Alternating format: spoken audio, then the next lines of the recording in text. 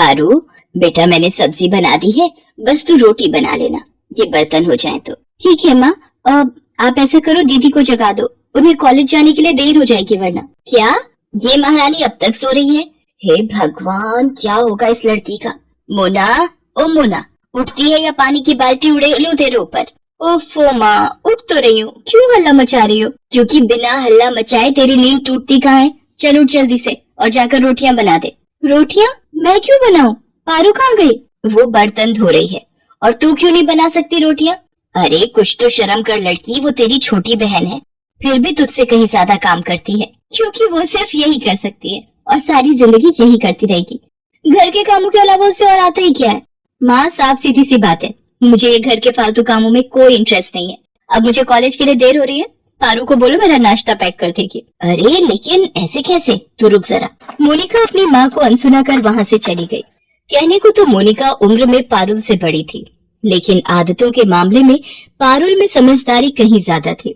इसके साथ ही वो बहुत सीधी सादी थी। दूसरी तरफ मोनिका शुरू से ही मस्त मौला थी।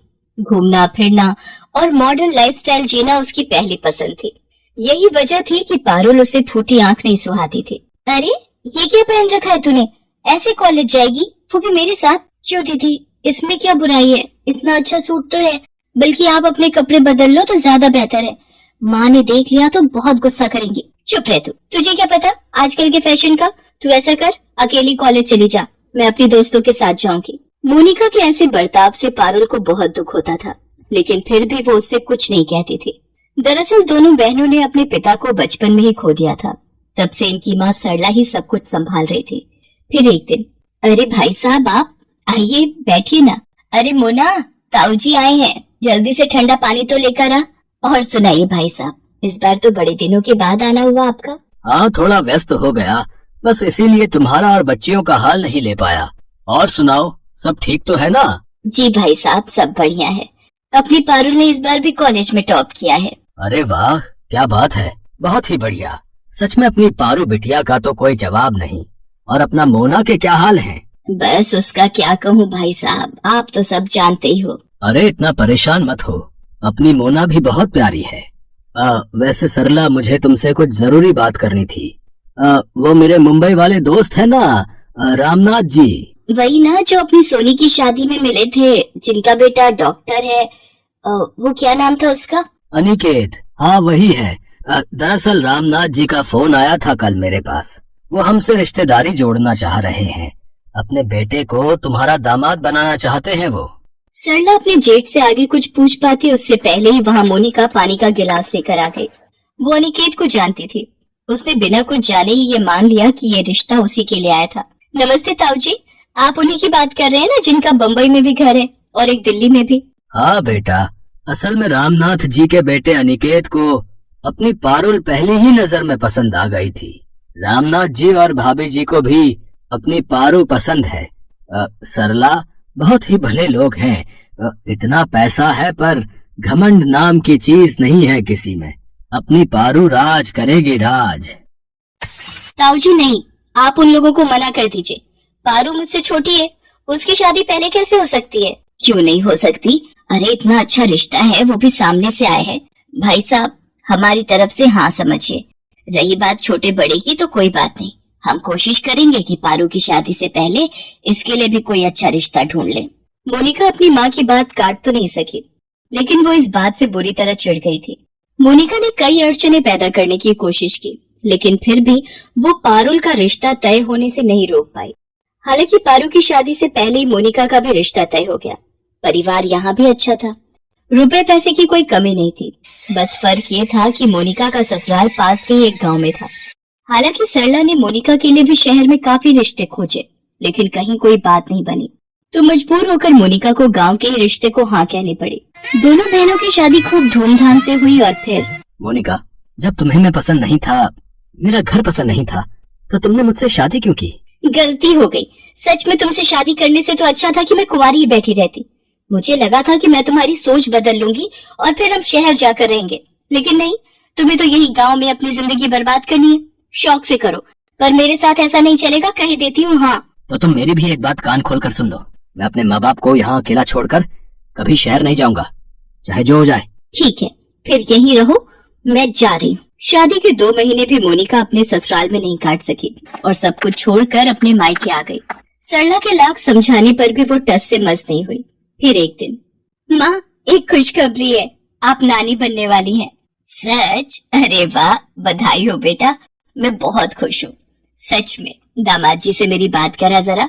माँ, वो मम्मी पापा को दिल्ली छोड़ने गए हैं, वहाँ कुछ जरूरी काम है, तो मम्मी पापा कुछ महीने वहीं रहेंगे। अच्छा, तो तू ऐसी हालत में अकेली रहेगी क्या? नहीं माँ, ये परसों तक वापस आ जाएंगे। नहीं बेटा, दामाद जी तो वैसे भी सारा दिन अपने काम में रहेंगे। अगर किसी को बुरा ना लगे तो क्या मोना को भेज दूं तेरे पास? यहाँ तो सारा दिन बस फोन में ही लगी रहती है, मेरी एक नहीं सुनती। तेरे पास रहेगी तो कुछ अच्छा सीखेगी और तेरा ख्याल भी रख लेगी। ठीक है माँ, आप दीदी को भेज दो, कोई दिक्कत नहीं है। मोनिका पारुल के पास खुशी खुशी आ गई, क्योंकि असल में उसे तो यही चाहिए था। हालांकि वहाँ जाकर वो पारुल का ध्यान रखने की बजाय अपनी ही दुनिया में मगन थी। अनिकेत जी, ऐसा कीजिए, आज आप क्लिनिक मत जाइए, मुझे इतने दिन हो गए यहाँ आए हुए, मुझे मुंबई तो घुमा दीजिए कम से कम। दीदी हम चलेंगे, पर इस वीक रुक जाइए, बस एक बार पारुल की टेस्ट रिपोर्ट्स आ जाए, फिर तीनों चलेंगे। ये कैसे जाएगी? नहीं नहीं, ये जाएगी तो हमें हर वक्त इसी का ख्याल रखना पड़ेगा, फिर हम क्या खाक घूमेंगे? इसे घर पर ही रहने दीजिए, बस हम दोनों चलते हैं। अनिकेत मोनिका से बिना कुछ कहे ही वहाँ से उठकर चला गया।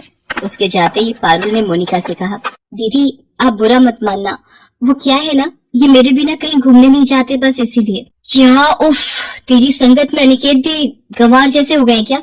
चलो कोई बात नहीं, मैं अकेले घूम कर आ जाती हूँ। मोनिका हर चीज में मनमानी ही करती थी, उसे हर चीज में पारुल से बराबरी करनी थी, फिर चाहे उसके लिए कुछ भी करना पड़े।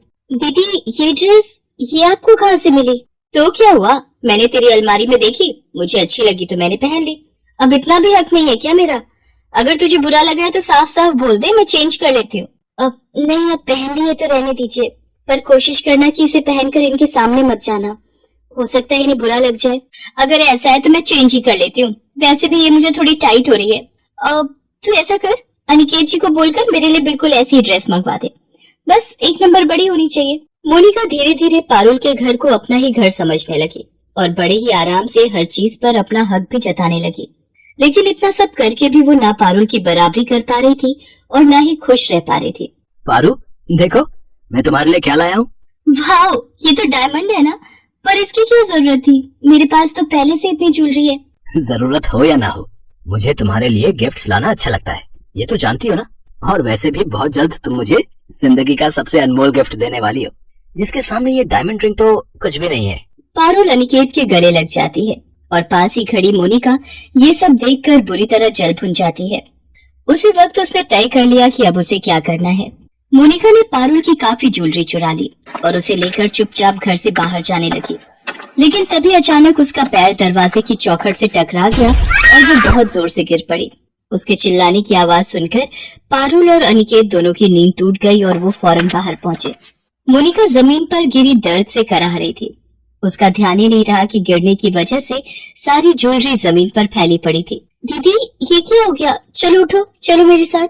पारुल और अनिकेत दोनों ने ही मोनिका के साथ साथ पास ही पड़ी ज्वेलरी को भी देख लिया था और वो सारा माजरा भी समझ गए थे। लेकिन फिर भी उन्होंने उस वक्त मोनिका से कुछ नहीं कहा और उसे अस्पताल ले जाकर उसका इलाज करवाया। फिर घर आने के बाद, दीदी तुम आराम करो, मैं तुम्हारे लिए कुछ खाने को लेकर आती हूँ। नहीं रुक जा, मुझे तुझसे कुछ कहना है। वो ज्वेलरी में वो कुछ मत कहो दीदी, हम इस बारे में बाद में बात करेंगे। नहीं, मुझे अभी बोलने दे, वरना हो सकता है बाद में मैं इतनी हिम्मत ना जुटा पाऊँ। मुझे माफ कर दे मेरी बहन। सच तो ये है कि मैंने हमेशा तुझे खुद से कम समझा, लेकिन जब तेरी शादी मुझसे बेहतर हुई तो मुझसे ये बर्दाश्त नहीं हुआ। पर मैं भी क्या करती, मुझे वो गांव की जिंदगी नहीं चाहिए थी, बल्कि मुझे तो तेरी जैसी शहर की आलीशान जिंदगी चाहिए थी। नहीं दीदी, तुम्हारी यही सोच तो गलत है। गांव हो या शहर, परिवार हर जगह अपना होता है, बस जरूरत है तो उसे सच्चे दिल से अपनाने की। और रही बात रहन सहन की, तो उसे भी हम अपनी मेहनत और वक्त के साथ कभी भी बदल सकते हैं, बस हमारी सोच और नियत साफ होनी चाहिए। मोनिका को पारुल की बात समझ आ गई थी। उस दिन पहली बार उसने पारुल को एक बहन के नाते बड़े ही प्यार से गले लगाया और फिर सब कुछ बदल गया। पारुल के समझाने पर मोनिका वापस अपने ससुराल चली गई और अपने बिखरे रिश्तों को फिर से संजोने लगी।